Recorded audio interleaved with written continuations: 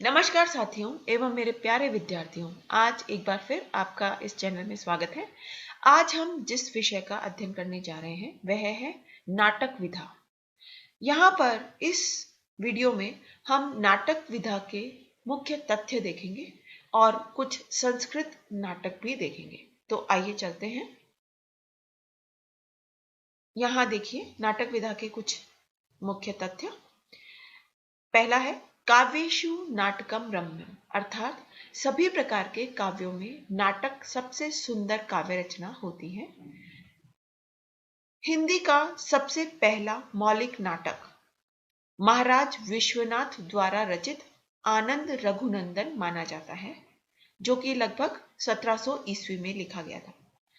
हिंदी का, अब आप यहां पर देखिए, हिंदी का सबसे पहला मौलिक नाटक कौन सा है?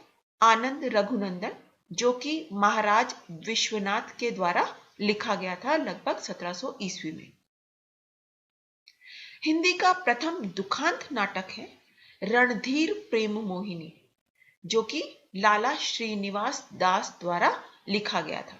तो यहां पर आप ध्यान रखें, हिंदी का प्रथम दुखांत नाटक, यहां पर यह है पहला मौलिक नाटक, यहां पर है प्रथम दुखांत नाटक। इसके पश्चात है हिंदी का सर्वप्रथम अनुदित नाटक अथवा खड़ी बोली का पहला नाटक कौन सा है? शाकुंतलम। शाकुंतलम जिसकी रचना हुई थी 1863 ईस्वी में और जिसके अनुवादकर्ता हैं लक्ष्मण सिंह। देखिए हिंदी का सर्वप्रथम अभिनीत नाटक है जानकी मंगल, जो कि 1868 ईस्वी में लिखा गया था और जिसके लेखक हैं शीतला प्रसाद त्रिपाठी। तो यहां पर आप ये सब देखिए, ये जो तथ्य मैं आपको बता रही हूं यहां पर, कि हिंदी का प्रथम दुखांत नाटक कौन सा है, सबसे पहला मौलिक नाटक कौन सा है, सर्वप्रथम अनुदित नाटक कौन सा है, सर्वप्रथम अभिनीत नाटक कौन सा है, इनको अगर आप याद रखेंगे तो आपको परीक्षा में अवश्य ही सफलता प्राप्त होगी। तो आप इनको याद रखें। इसके पश्चात है हिंदी का प्रथम गीति नाट्य। गीति नाट्य है करुणालय, जिसका रचनाकाल माना जाता है 1913 ईस्वी, व जिसके लेखक माने जाते हैं जयशंकर प्रसाद। तो यहां पर यह ध्यान देने योग्य विषय है, यह है हिंदी का प्रथम गीति नाट्य।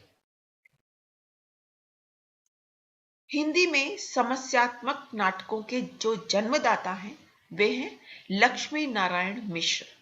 कौन है? लक्ष्मी नारायण मिश्र। इसके पश्चात है हिंदी में ऐतिहासिक नाटकों के जन्मदाता जिन्हें माना जाता है वे हैं जयशंकर प्रसाद। ऐतिहासिक नाटकों के जन्मदाता, एक बार फिर से मैं आपको यह बता दूं कि ऐतिहासिक नाटकों के जन्मदाता कौन है? जयशंकर प्रसाद।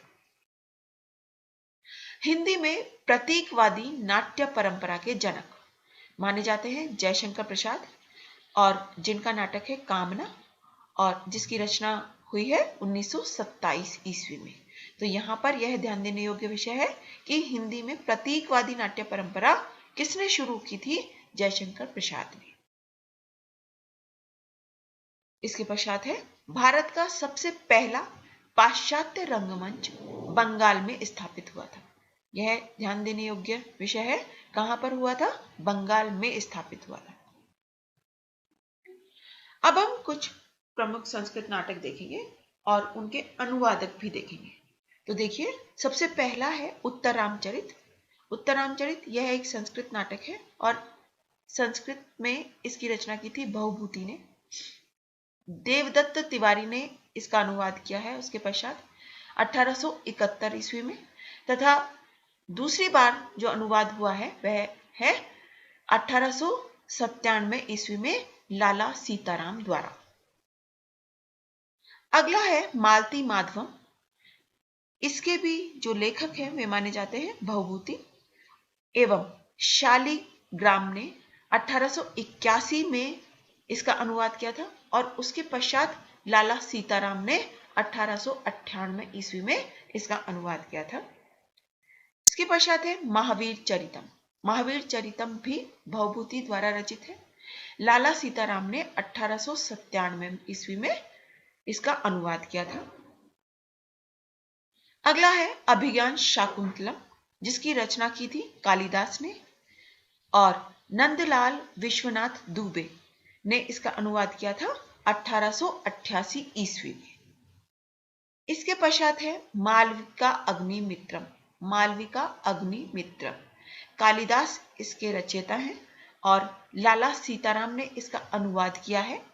इस नाटक का अनुवाद लाला सीताराम द्वारा हुआ है 1898 ईस्वी में। इसके पश्चात है प्रबोध चंद्रोदय, जिसकी रचना की थी कृष्ण मिश्र ने। शीतला प्रसाद जो है उन्होंने 1879 ईस्वी में इसका अनुवाद किया था, और उसके पश्चात अयोध्या प्रसाद चौधरी ने इसका अनुवाद किया था, इस नाटक का अनुवाद किया था 1885 ईस्वी में। इसके पश्चात है मृच्छकटिकम। मृच्छकटिकम यह भी एक संस्कृत नाटक है और इसके जो रचयिता हैं वे हैं शूद्रक। गदाधर भट्ट ने इसका अनुवाद किया था 1880 ईस्वी में।